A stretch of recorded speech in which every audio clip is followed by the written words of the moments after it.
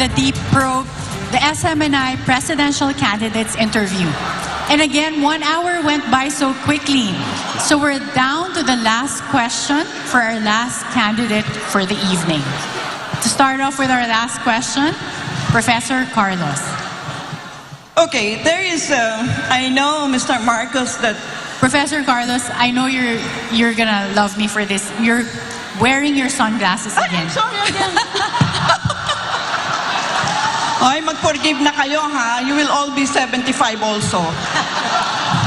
Unless you die young. Hello. Humirit pa yan. Okay, Yes, ma'am. I have a sense that this will be the last time I shall interact with you in a venue like this.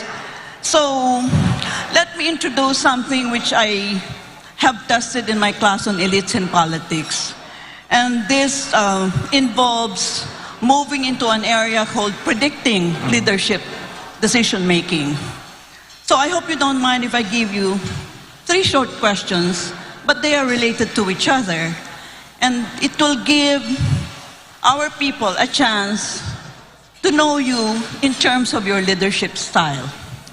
The first question is, do you think that you're basically an optimist rather than a pessimist? Number 2, do you think you are basically a high-risk taker rather than a low-risk taker? You'll notice the 2 are related. And the third question is, do you think you are Machiavellian?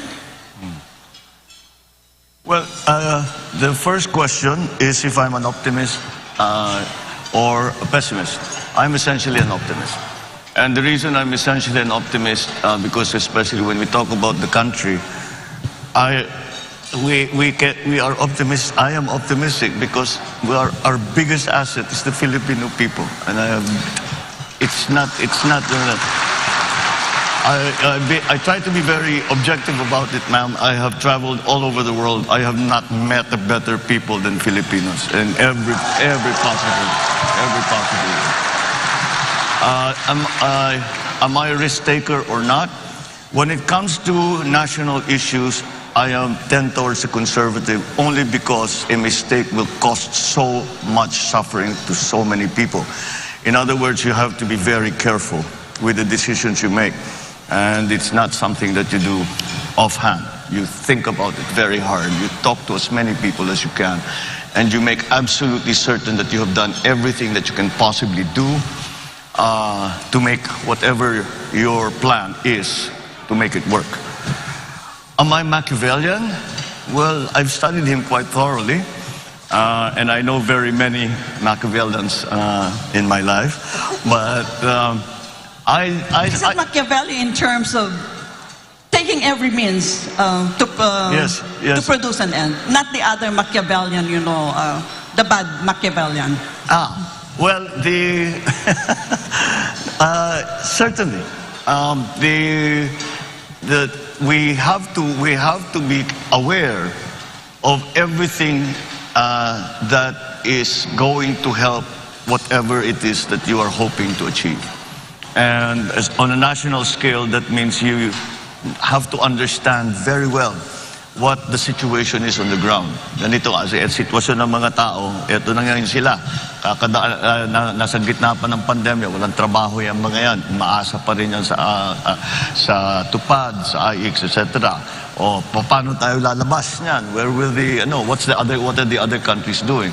Kailangan maging maingat so I suppose in the same sense, as you say that these questions were related, it's a way of being careful and being very, very knowledgeable about what are the things that have to come into play so that you will achieve success, whatever that success, however you define that success. So in that sense, yes, ma'am, I am a Machiavellian. Yeah, thank you. In future, if you have time, please come to the university and I will discuss with you. It's called the Operational Code Construct. Thank you very much. Oh, I would love that. Thank you very much. Thank you.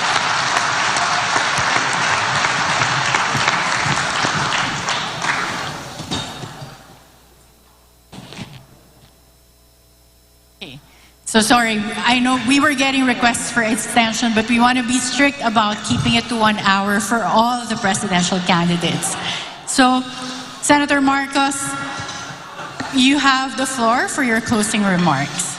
Well, first of all, I thank again our panelists and SMNI for this opportunity to speak on the many issues that have yet to be explored. And the format as well, I think, is quite constructive. So thank you to SMNI for that. Thank you to our panelists here. I hope to continue to lay out what programs that form a part of the platform, the planks of the platform, for the possibility for the next administration, for the possibilities for the next administration. And that's why such opportunities such as this are very, very important. And I hope that we have been able to impart some of the ideas that I'm examining and trying to put together to bring to the next administration should I be elected to the presidency. So we hope that we continue with this discussion. I hope that people come and think about it. And if they have any ideas, please come and tell us because we need to hear from everyone. We need everyone. That is the cry of the unity team, is that we cannot say that anyone is not needed. Everyone is needed in this effort that we are trying to do to get through the pandemic, to recover our economy from the problems that the pandemic has brought, and to position the Philippines to face the new world order and what will happen in the next few years. So thank you all very much, and thank you for the opportunity. Magandang gabi po sa inyo.